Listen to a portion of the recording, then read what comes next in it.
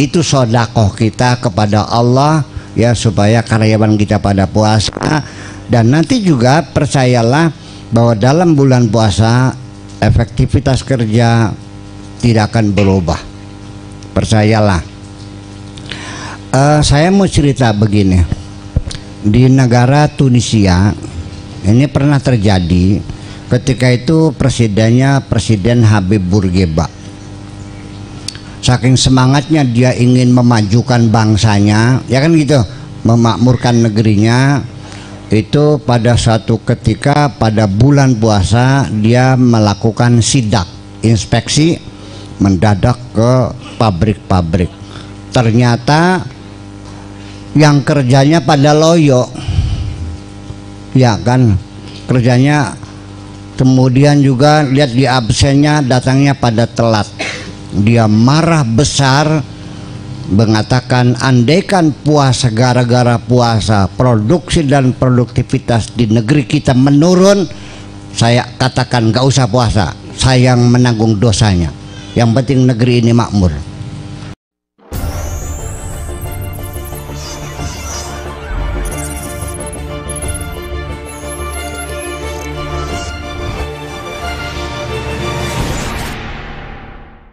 Kalau supaya dalam puasa ini kita tidak mengurangi semangat kerja ini, satu yang jadi masalah bukan hanya karena puasa. Tanpa puasa pun kita sering mendapati pegawai pekerja kerjanya loyo, males, asal oyeg. Ngerti asal oyeg? Jadi artinya tidak berkualitas kerjanya itu. Maka satu, untuk meningkatkan kualitas kerja kita, dan saya harapkan dengan bulan puasa ini juga jangan sampai menurun ya, baik produksi maupun produktivitas. Beda ya produksi dan produktivitas. Kalau produksi itu hasil materinya berapa yang kita hasilkan. Kalau produktivitas itu semangat kerja kita, efisiensi kita, efektivitas kita, kualitas kita dan sebagainya. Itu dua hal yang berbeda. Nanti kita bahas berbeda. Nanti urusannya manajemen. Tetapi garis besarnya saja bahwa yang menyebabkan kita ini bekerja tidak pernah lelah, penuh semangat, bergairah, vokal, kiyang, kan gitu. Satu, coba belajarlah kita mencintai pekerjaan kita. Betul nggak? Ngopi lu laki gak bakal beli demen mah sumpah. Betul nggak? Tongol maning congor kuon. Tongol maning congor kuon. Pegal lah ya, insyaallah. Akhirnya apa? Ngelus dada sehari-hari sampai peyang dada itu. Ya, tepak nepuk batuk maning. Batuk telik kecrek. Pelagat nepuk batuk telik kecrek, celak gitu. Ya Allah ya Rabbi. Jadi belajar mencintai. Tetapi juga ada hal yang perlu saya sampaikan kepada para pengusaha, ini mohon keikhlasannya. Karena bulan puasa ini kita ada sholat raweh, ada tadarus, mungkin kan tidurnya kurang cukup. Coba ikhlaskan, diundur satu hari, satu jam. Jadi yang biasa masuk jam 8 ya masuknya jam 9, menghormati. Itu sodakoh kita kepada Allah ya, supaya karyawan kita pada puasa. Dan nanti juga percayalah bahwa dalam bulan puasa efektivitas kerja tidak akan berubah, percayalah. Saya mau cerita begini, di negara Tunisia ini pernah terjadi. Ketika itu presidennya Presiden Habib Bourguiba. Saking semangatnya dia ingin memajukan bangsanya, ya kan gitu, memakmurkan negerinya. Itu pada suatu ketika pada bulan puasa dia melakukan sidak, inspeksi mendadak ke pabrik-pabrik. Ternyata yang kerjanya pada loyo, ya kan, kerjanya. Kemudian juga lihat di absennya, datangnya pada telat. Dia marah besar, mengatakan andaikan puasa, gara-gara puasa produksi dan produktivitas di negeri kita menurun, saya katakan gak usah puasa, saya yang menanggung dosanya. yang penting negeri ini makmur. Saking pengen makmurnya gitu, tapi dia kan ngelawan Tuhan. Dia kan nggak usah begitulah. Jadi kita daripada nanti Kang Beno mengatakan aku bertanggung jawab dosanya, jangan dong. Baik, ya udah saya ngalah.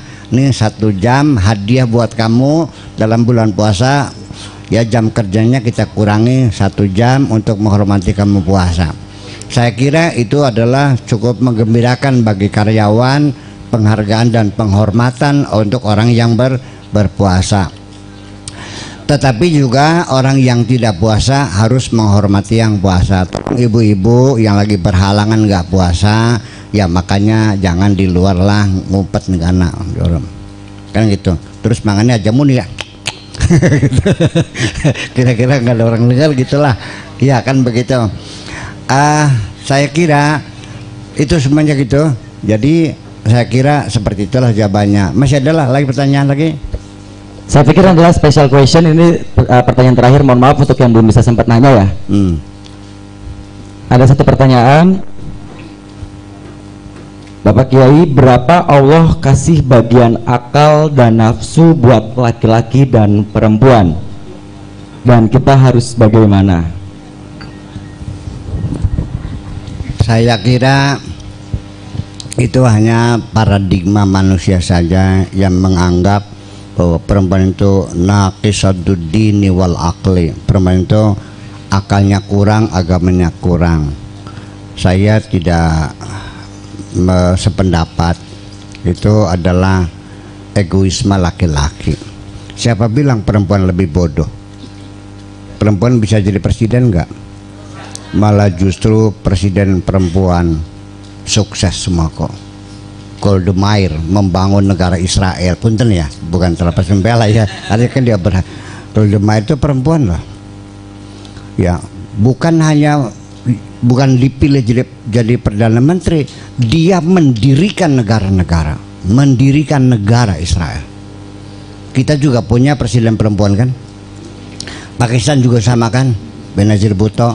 Kemudian di Inggris juga punya Margaret Thatcher, malah keberhasilannya melebihi keberhasilan laki-laki.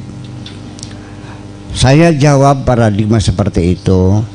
Perempuan yang akalnya separuh laki-laki, ya kan gitu. Perempuan yang akalnya separuh laki-laki, oke, dia bisa bekerja dengan hasil yang sama dengan laki-laki. Kuah yang lamun akalnya pada. Dengan separuh saja perempuan bisa bekerja dengan hasil yang sama dengan laki-laki. Kalau akalnya sama bagaimana? Non kebanting. Udah gitu kan, salam batanya begitu. Nggak usah dibantah pakai dalil lagi, pakai logika aja. Dengan separuh saja hasilnya sudah sangat optimal, apalagi kalau jejeg kan gitu. Ya hidup perempuan keprok dong lu. Dibela-bela lah keprok si pribadi. Ya itulah persoalannya. Jadi itu persoalannya karena ini sistem masyarakat yang patriarkis dan matriarkis yang menyebabkan perempuan selalu di kelas 2 kan, tiang wingking, kelas 2. Sebetulnya yang menyebabkan perempuan dan laki-laki berbeda itu karena kesempatan yang berbeda. Begini, kalau Kang Obed ini dikasih pekerjaan masak, nyapu, nah ada perempuan dilatih boxen, yo, sampai dia mukulnya tuh apa yang digantung di kebun namanya tuh, hamtaknya, ototnya kuat. Nah ini yang latihan boxen, Kang Obed yang tidak, gulat mesti menang. Ya akhirnya dari sejak awal laki-laki memang dibentuk ototnya kuat. Dari mulai bermain saja. Kalau anak laki-laki perang-perangan, ya kan. Kalau perempuan rujak-rujakan. Jadi sudah dibedakan. Laki-laki suruh ke sawah, perempuan suruh masak. Jadi kita juga dari kecil kita dibedakan, perempuan lebih halus pekerjaannya, perempuan itu kan karena paradigma kita sendiri. Di Bali tidak. perempuan bekerja keras, malah di internet juga ada perempuan yang kerjanya tukang bongkar muat bata di Trisi. Yuk kita lihat, tangannya kayak laki-laki, bata 10 pret sekali. Oh, tenaganya perkasa banget itu, bukan main. Mereka kuat. Jadi sebetulnya apakah laki-laki kuat? Tidak juga. Akal laki-laki perempuan adalah sama. Bagaimana? Karena Allah membuat akal laki-laki dan perempuan sama. Besarnya otak itu sama, sekepalan tangan yang sedang. Kalau saya mungkin agak kecil, tangannya kan gede lah situ. Itu otak kita segitu di sini. Dan berapa jumlah selnya sama, sekitar 15 miliar sel yang ada di tubuh kita ini. Dan semuanya sama, fungsinya sama. Hanya bedanya satu terlatih, satu tidak, itu saja persoalannya. Jadi jangan percaya itu lalu akhirnya perempuan menjadi down karena dianggapnya goblok, enggak juga. Tetapi juga kita ada kecenderungan, tapi itu bukan persoalan akal ya. Kalau perempuan kalau ngomong tuh itu lebih didominasi oleh rasanya. Jadi dari hatinya. Kalau laki-laki ngomong itu dari otaknya. Itu bedanya. Makanya saya sebagai pakar satu-satunya di sini tentang psikologi perempuan.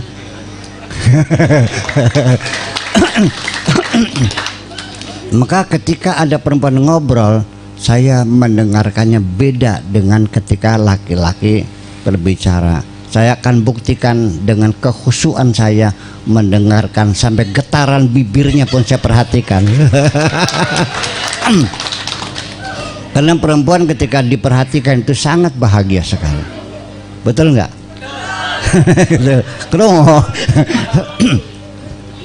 Jadi atensi itu penting bagi perempuan. Ketika biasanya hilangnya cinta itu diawali dari hilangnya atensi dulu. Udah gitu aja ya. Oke. Baik, terima kasih.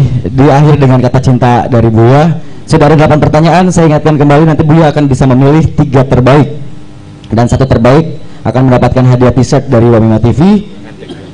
Pertanyaannya adalah yang pertama sabda Nabi, kemudian yang kedua hoax, serta kenapa bulan Ramadan dianggap suci, kemudian juga yang ketiga fidyah, yang keempat hukum berpuasa untuk para wanita dan laki-laki yang mengecat rambut, kemudian kutek dan yang lainnya, serta yang kelima ada hukum atau hak untuk anak saat orang tua 2 kali menikah.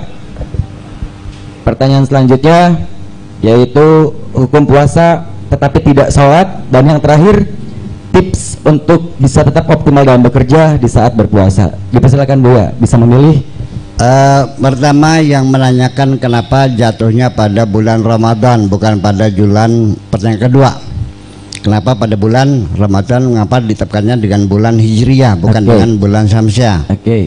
Kemudian yang menanyakan tentang pertanyaan yang kedua adalah tentang fidyah. Uang belanja nambah, pulang belanja pasti ya. Ya, yang ketiga, yang terakhir itu apa tuh pertanyaannya itu? Optimal dalam bekerja atau ya, optimal yang bekerja, bertiga itu. Satu lagi Bu ya. Ya. Masih jadi ada tambahan hadiah dari Wamima TV. Satu terakhir mungkin ada dipilih lagi selain ada pertanyaan hukum puasa tetapi tidak sholat, kemudian ada juga tentang, sebentar saya cek dulu ya, sabda tadi sudah dapat ya, kemudian 2 kali menikah. Oh, sabda belum. Satu pertanyaan tersebut 2 pertanyaan dengan orang yang sama. Iya. Mungkin satunya dipilih dari Buya terakhir. Apa itu? Tadi mana yang pakai yang pakai anting tuh? Oke, yang paling anting. Nambah belanja lagi.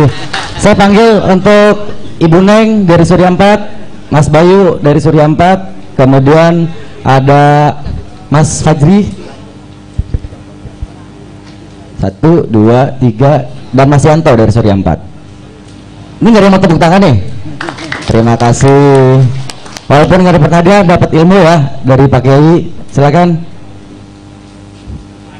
Boleh dicopot ya sepatunya, maaf ya, mungkin basah karena saya minta bantuan Pak Kiai untuk menyerahkan hadiahnya. Punten.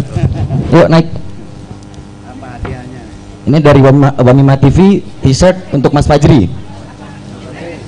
Naik dong, naik. Jangan Buya yang ampirin, kan dirimu yang mau dapat hadiah, biar nanti kelihatan di live streamingnya YouTube juga. Oke. Terima kasih Mas Fajri. Kemudian yang nanya Vidya, yang kayaknya pengen banget pulangnya yang paling banyak ini berbelanja nih Bu Neng nih. Selamat. Kemudian ada yang optimal dalam bekerja saat berpuasa. Ada Mas Yanto, selamat. Dan yang terakhir yang rambutnya dicat. Silakan Mas Bayu. Baik, terima kasih Pak Kiai.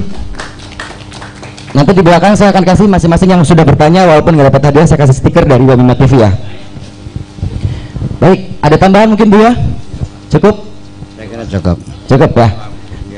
Nanti ditutup dengan doa. Baik, terima kasih untuk seluruh sahabat Surya, sahabat Buya, YouTuber dari Jakarta, YouTuber yang sudah hadir. Untuk yang terhormat Bapak Profesor Dr. Kiai Haji Buya Syakur Yasin LA beserta Buya, sahabat Buya. Kemudian Pak Ibnu, terima kasih untuk seluruh jajaran CV Surya Furniture Cirebon, terima kasih. Mohon maaf salah kata. Akhir kata, wassalamualaikum warahmatullahi wabarakatuh. Tutup dengan doa. Pakai, terima kasih. Bismillahirrahmanirrahim. Rabbana auzi'na an nashkura ni'mataka allati an'amta 'alaina wa 'ala walidayna wa na'mal salatan tadha. Wa adkhilna bi rahmatika fi ibadika salihin. Rabbana atina fid dunya hasanah wa fil akhirati hasanah wa qina adzabannar. Wa sallallahu ala sayyidina Muhammadin wa ala alihi wa sahbihi ajma'in. Subhana rabbika rabbil izzati amma yasifun wa salamun alal mursalin walhamdulillahi rabbil alamin.